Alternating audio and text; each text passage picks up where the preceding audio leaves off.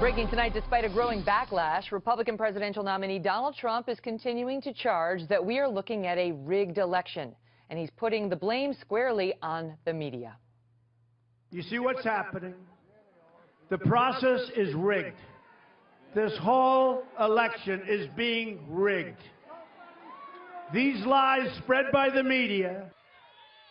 We're going to make history together. Remember, it's a rigged system. It's a rigged election. It's a rigged system. And they take these lies and they put them on front pages. In moments, we'll be joined by Trump campaign advisor Dr. Ben Carson, but we begin with our chief political correspondent, campaign Carl Cameron, who, as you saw, just spoke one-on-one with Donald Trump. Thanks, Megan. Trump was once again on fire tonight, and he quickly rattled off a whole series of ethics reforms tonight that he says will cure the corruption that the Clinton organization has imposed on the American government. And as for his argument that there is a rigged election in the works and that there will be rampant voter fraud across the country, he acknowledged tonight that most of what he's basing this on is not what's happening right now, but what's happened in past elections. Listen. Well, I am talking about past elections. I'm talking about recent elections, but past, because that's the ones we have to judge by. And when you look at the voter fraud, when you look at illegal immigrants voting all over the country, when you look at people that died 10 years ago, but we have voters all over the country where they're not even citizens of the country and they're voting. And you look at certain cities, I won't name them right now. I mean, there's cities I want to. Well, you've mentioned Philadelphia quite a bit. Well, Philadelphia is one that's mentioned. I think Romney got no votes and McCain got no votes. I mean, like, no votes. And Philadelphia is certainly one. You look at what's going on in Chicago. You look at what's going on in St. Louis and many other cities. There's tremendous voter fraud. And how Republican leadership doesn't see that is beyond me. Trump seemed very relaxed in the interview, and all the questions he seemed to handle pretty easily. Tomorrow he goes to Colorado, another battleground swing state where he's trailing in the polls. And then there's the big debate on Wednesday, moderated by Chris Wallace. And you heard it tonight, Megan. He still thinks the media, collectively, including Fox, is a little bit out to get him, although he says we're better than most. Megan? Carl, good to see you.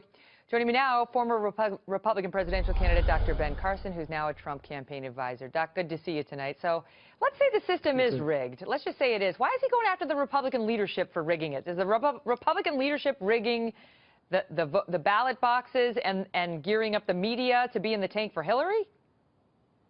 No, of course not. I think he's a little bit miffed in terms of why they aren't investigating some of the allegations that have been made in places like Philadelphia, where there are huge numbers that voted for Obama and like zero for Romney.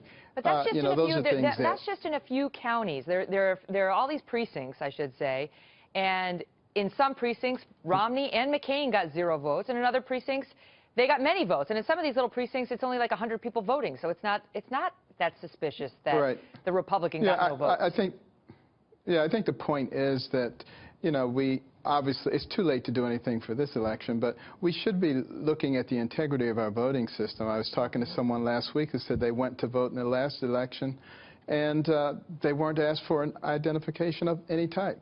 You know, those are things that really could easily be rectified. But I think what's really being talked about here is the media and the excessive amount of attention that they've paid to, you know, the allegations against Trump, and almost nothing with these massive things that are going on with the emails and with the leaks with Hillary Clinton. What that is doing is it is saying that that level of corruption, let's just put our heads in the sand. And what is that saying to our children? If we continue to accept corruption, everybody's going to be corrupt. Well, let me ask you a question. Let me ask you a question. As somebody who was up against Donald Trump in the Republican primary season, do you see a difference in the way the mainstream media is covering him now versus the way they covered him back then? Oh, it's a massive difference. Yes.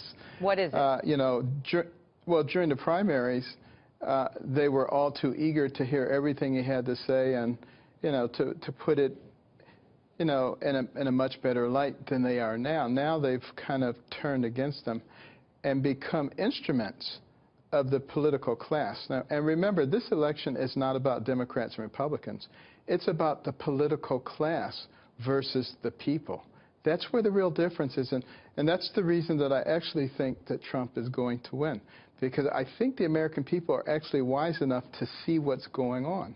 They recognize that the media is very biased. You know, having benefited from some inherent bias of the media to promote the ratings machine, as he calls himself, in the primary season, is he really in a position now to complain when they cover him just as much now, but the coverage tone has shifted markedly? And I might add, predictably.